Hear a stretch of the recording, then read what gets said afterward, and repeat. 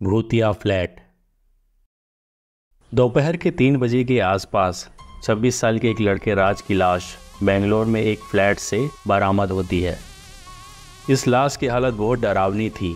सिर किसी भारी चीज से कुचला गया था। चेहरे पर कांच के छोटे छोटे टुकड़े धंसे हुए थे। उसके शरीर का रंग नीला पड़ चुका था और लाश से भयंकर बदबू आ रही थी। इसका मतलब राज को मरे हुए काफ़ी दिन गुजर चुके थे। कोलकाता का रहने वाला राज बेंगलुरु की एक आईटी कंपनी में काम किया करता था।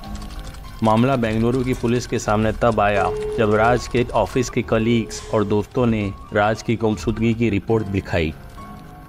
उन्होंने बताया कि राज कई दिनों से ऑफिस नहीं आया और उसके घर कोलकाता से पता चला कि वो घर भी नहीं गया है।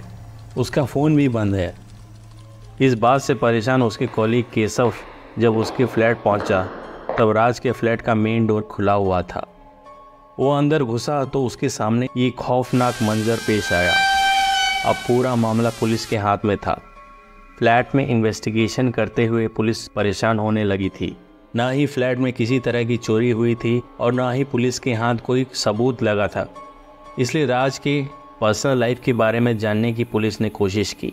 उसके दोस्त केशव ने बताया कि राज रिसेंटली इस फ्लैट में शिफ्ट हुआ था। इसके बाद उसके बिहेवियर में बहुत बदलाव आने लगा। अब ऑन टाइम ऑफिस पहुंचने वाला राज हमेशा ऑफिस लेट आने लगा। जब कोई उससे कोई बात करता तो वो चिढ़ जाता। उसकी आंखों के नीचे बड़े बड़े डार्क सर्कल आ गए थे। हर वक्त अकेले बैठकर किसी ख्यालों में खोया हुआ रहता। लेकिन उसकी सबसे अजीब चीज़ थी उसकी एक बात। वो हमेशा ऑफिस से अपने फ्लैट पर किसी के साथ चलने की जिद किया करता था और आखिरी बार उसके फ्लैट पर केशव ने ही उसे छोड़ा था। आसपास में जब पुलिस ने पूछताछ की तो उन्हें पता चला कि पिछले कई दिनों से ना तो राज दिखाई दिया ना ही उसके फ्लैट से कोई शोर सुनाई दिया था। अभी जब पुलिस की इन्वेस्टिगेशन चली रही थी कि तब एक बूढ़ा आदमी उनके पास आया।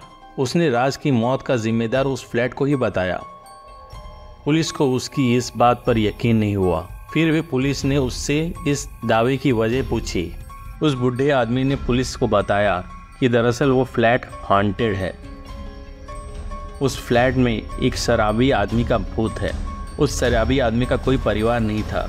वो अक्सर शराब पीने के बाद अपने फ्लैट में चीखता चिल्लाता, दीवारों को खरोचता, फ्लैट में तोड़फोड़ करता और ऐसे ही एक दिन शराब के नशे में धुत अपनी बैल्कनी से कूद गया और उसकी मौत हो गई। इसके बाद जो कोई भी वहां रहने आया वो महज कुछ ही दिनों में फ्लैट छोड़कर भाग गया। उसकी इस बात को आसपास के पड़ोस के लोगों ने झुठलाया और पुलिस से कहा कि बुढ़ा सठिया गया है। इसी बीच जब राज के परिवार से पुलिस ने पूछताछ की तो राज की मां ने पुलिस को बताया कि राज ने उसे कहा था कि सोते समय उसे बहुत ही बुरे बुरे ख्याल आते थे। वो रात रात भर सो नहीं पाता था और वो बेडरूम के मिरर में खुद को घूरता रहता था। जब तक सुबह नहीं होती वो शांति से सो नहीं पाता। उसने कई बार उस फ्लैट को छोड़ने की कोशिश की पर वो फ्लैट उसे वहीं अपनी ओर बुलाता और रात होते ही वो फिर से अपने आप को उस फ्लैट में कैद पाता। पुलिस ने हर तरह से इन्वेस्टिगेशन की और आखिर ये माना कि एक आकस्मिक मौत है और अंत में इस केस को बंद करने का निर्णय किया। पर पुलिस के मन में उस बुढ़े की बात घर कर गई। उन्हें कभी कभी लगता था कि शायद वो बुढ़ा सच बोल रहा हो।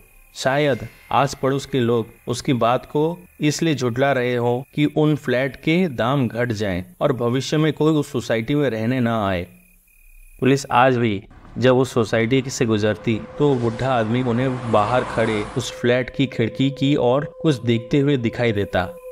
पुलिस के पूछने पर बोलता कि अब उस खिड़की पर उससे वो शराबी आदमी और राज दोनों दिखते हैं, मानो वो अपने तीसरे साथी का इंतजार कर रहे हो। बुढ़े आदमी की इतने कहते ही उस फ्लैट के सामने सामान से लदी एक ट्रक नीचे आकर रुक जाती।